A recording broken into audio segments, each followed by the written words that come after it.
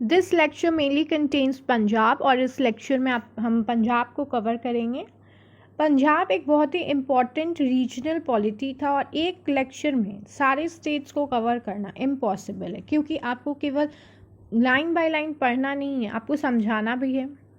इसीलिए line by line reading is not important information should go to you, that is important. That's why I have made slides, ताकि आपको important informations मिले। और केवल exam perspective से नहीं, competitive exams भी होता है, उसको भी आपको देखना है। और आप अगर किसी भी सब्जेक्ट से ऑनर्स कर रहे हैं तो उसका आपको डीप नॉलेज होना चाहिए, है ना। अगर कोई पूछे कि आपका ऑनर्स क्या है, अगर आप हिस्ट्री बोल रहे हैं, आपसे अगर कोई क्वेश्चन पूछ दे तो you should be able to speak about that topic nicely, then only you will be able to do MA। और आप अगर आपको हिस्ट्री में प्रोफेसर की लाइन में जाना है तो आप जा सकते हैं। तो आपको नॉलेज होना ज़रूरी है, तभी आप कुछ बोल पाइएगा उस सब्जेक्ट के बारे में। तो line by line going is not important, the thing important is that you should grab it from your mind and from your heart, not just go for your exam perspective. So let's start. Punjab का conquest जो था British India के लिए एक बहुत ही significant event था और एक फाइनल विक्ट्री था ईस्ट इंडिया कंपनी के लिए, क्योंकि ऑलमोस्ट ऑल द रीजनल पॉलिटीज़ जो थे वो कैप्चर और अंडर कंट्रोल थे ब्रिटिश इंडिया के। बट पंजाब एक ऐसा पॉलिटी था जो अभी तक ब्रिटिश के अंदर नहीं आया था। पंजाब के जो लोग थे वो मेनली सिख रिलीजन को फॉलो करते थे। सो पंजाब को एनेक्स करना का मतलब क्या था? सिख एम्पायर को अपने अंदर लाना।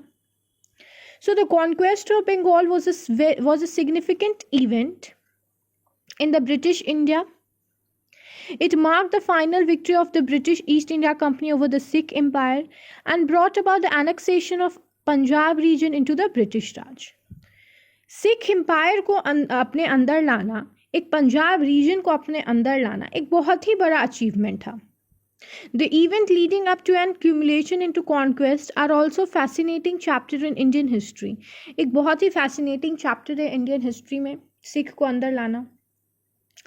एंग्लो सिख वॉर्स हम लोग देखेंगे and provides insight into both Anglo-Sikh articles and we explore the background of the conquest of Punjab. हम लोग पंजाब में क्या कॉन्क्वेस्ट हुआ वो सब देखेंगे, एग्जामिन करेंगे कॉन्सिक्वेंस का कि ब्रिटिशर्स जब इंडिया में आए तो वो क्या हेल्पफुल था हम लोगों के लिए for both British and Indian, and consider how it has been remembered in historical accounts. और ये भी चीज़ देखेंगे कि हिस्टोरिकल अकाउंट्स में इसका क्या इम्पोर्टेंस है। Causes of the conquest of Punjab, Punjab का कॉन्क्वेस्ट क्यों हुआ? Punjab was the last strong hold of the Sikh. Punjab state जो था एक बहुत ही इम्पॉर्टेंट रीजन था सिख कम्युनिटी के लिए, और सिख कम्युनिटी में जो पीपल होते हैं वो बहुत ही वॉर लाइक पीपल होते हैं। अभी भी हम लोग देखेंगे कि मिलिट्री में सिख कम्युनिटी सिख रेजिमेंट होता है, पंजाब रेजिमेंट, गोरखा रेजिमेंट, तो उसमें हम लोग देखेंगे कि सिख कम्युनिटी के पीपल बहुत ज़्यादा पार्टिसिपेट करते हैं। Now also we see that Punjab state के जो पीपल होते हैं वो ज़्यादा पार्टिसिपेट करते हैं मिलिट्रीज़ में। तो हमेशा उन लोगों का जो रहा है ना, वॉर लाइक पीपल वो लोग रहे हैं। So a warlike people, and they were very powerful also, who had successfully resisted British rule for many years. बहुत साल तक तो वो ब्रिटिश को अपने अंदर नहीं आए, उसमें वो सक्सेसफुल रहे। राजा Ranjit Singh, he was a very famous ruler of Punjab, and he after him only Punjab धीरे धीरे डेटोरिएट करने लगा। जब तक वो थे तो फिर तो कोई सेकेंड लार्जेस्ट पंजाब का जो आर्मी था वो second largest army in the Asia था, जस्ट इमेजिन। और तब भी पंजाब जो है वो ब्रिटिश के अंदर चला जाता है। In 1845 they had control of the provinces from the weak and corrupt Sikh rulers who had been installed by the British. 1845 में देखते हैं हम लोग कि वो लोग कंट्रोल ले लेते हैं, जो सिख कम्युनिटी के पीपल रहते हैं वो कंट्रोल ले लेते हैं 1845 में। किससे? जो ब्रिटिश के द्वारा एम्पायर रूलर्स को स्टैब्लिश किया गया था पंजाब में, उनसे वो चीज़ प्रोविंस ले लिया जाता है। Punjab also was a strategic prize and it led on the northern border of the British India and control the passes into Afghanistan. So Punjab was a very strategical strategically also very important, क्योंकि पंजाब का reason तो जो था ना वो अफ़गानिस्तान के border से बहुत क्लोज था और एक पास कंटेन करता था अफ़गानिस्तान पंजाब। तो ब्रिटिशर्स को हमेशा ये डर रहता था कि अफ़गानिस्तान के साथ पंजाब मिल ना जाए और ब्रिटिशर्स को हटा ना दें। तो ब्रिटिशर्स को हमेशा डर रहता था किससे?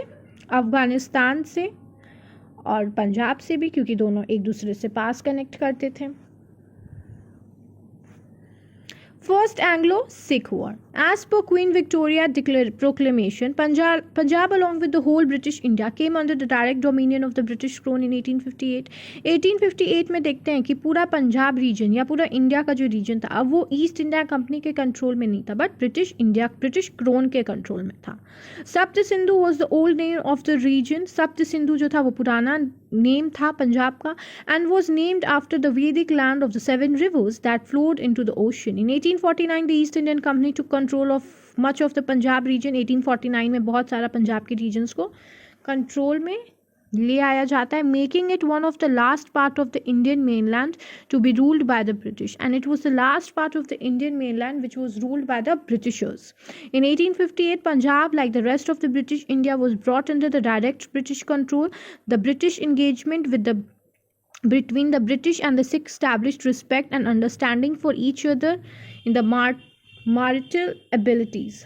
हम लोग देखते हैं कि धीरे धीरे ब्रिटिशर्स और सिख अपने एक दूसरे में अच्छा अंडरस्टैंडिंग स्टैब्लिश कर लेते हैं और फिर मिलिट्री में भी ज़्यादा से ज़्यादा पार्टिसिपेट करने लगते हैं। और 1857 के रिवोल्ट में भी हम लोग देखेंगे कि सिख गोरखा रेजिमेंट वो हेल्प करता है दिल्ली में री-एस्टैब्लिश करने में ब्रिटिश को अपना power. Second Anglo-Sikh War. The Sikhs were badly humiliated as a result of their defeat in the First Anglo-Sikh War and the term of the Lahore and the Balliol treaty sign करवाया गया first एंग्लो-सिख war के बाद। Sikh rages was inflamed by inhuman treatment meted out to be Rani Jindan, who was transferred to Banaras as a pensioner due to rise in the annual revenue.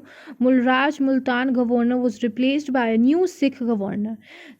As we know that the first Anglo-Sikh War, Britishers won, and it was a very humiliating for them, and they had to also sign a treaty, Bhairoval Treaty, and then a very inhuman treatment was done with the Emperor Rani Jindan.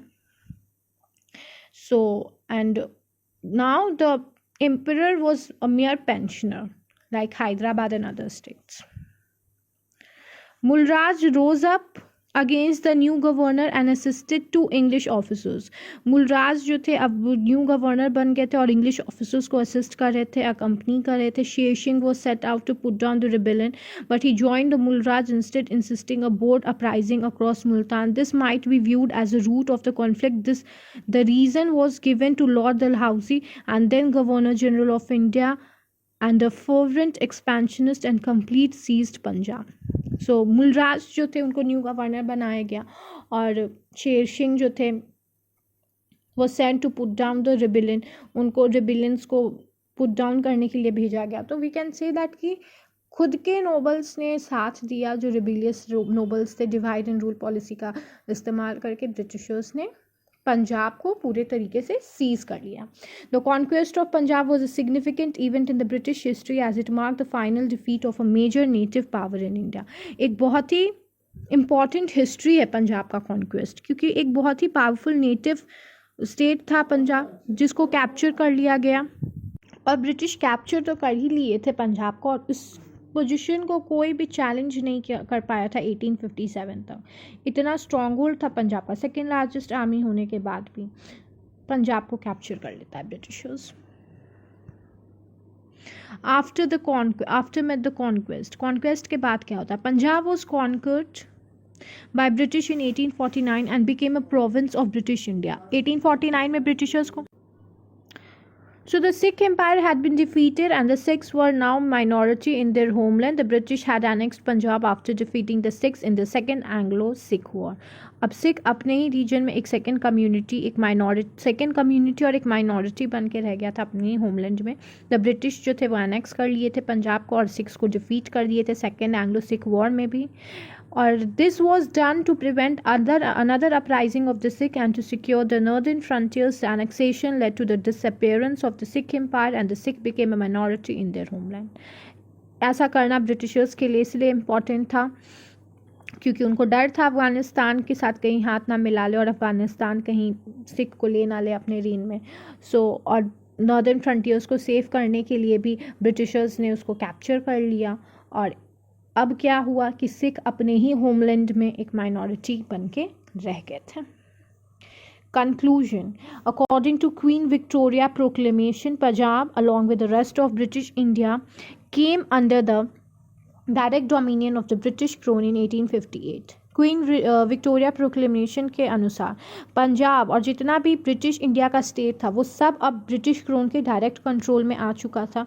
सप्त सिंधु जो old name था reason का was named after वैदिक land of reverse, जैसे कि मैंने बताया. और अब क्या हुआ था कि making it one of the last part of Indian सब कॉन्टिनेंट, मतलब मेनली ये स्लाइड ऊपर भी था जिसको मैंने एक्सप्लेन किया कि अब क्या होता है कि कंप्लीटली कैप्चर कर लिया ब्रिटिश इंडिया. और इसको आप कंक्लूजन में लिख सकते हैं. This can be a good conclusion. Take the screenshot. You can also join my Telegram channel Pariksha. The same logo is there, so you can go on Telegram and you can search Pariksha और आप उस Telegram channel को join कर सकते हैं. उसमें जितना भी PPTs है वो सब है, आपको स्क्रीनशॉट्स लेना नहीं पड़ेगा. So we are done with Sikh में बस यही था कि लास्ट में क्या होता है, सिख अपने ही लैंड में एक माइनॉरिटी के रूप में रह जाते हैं. अपने ही होमलैंड में एक अपना ही कम्युनिटी, जिनका एक बहुत बड़ा कम्युनिटी था सिख, वो अब एक माइनॉरिटी रह गए थे अपने homeland. So we are done with this 4th unit and the next 5th unit we will do in the next lecture. Thank you everyone.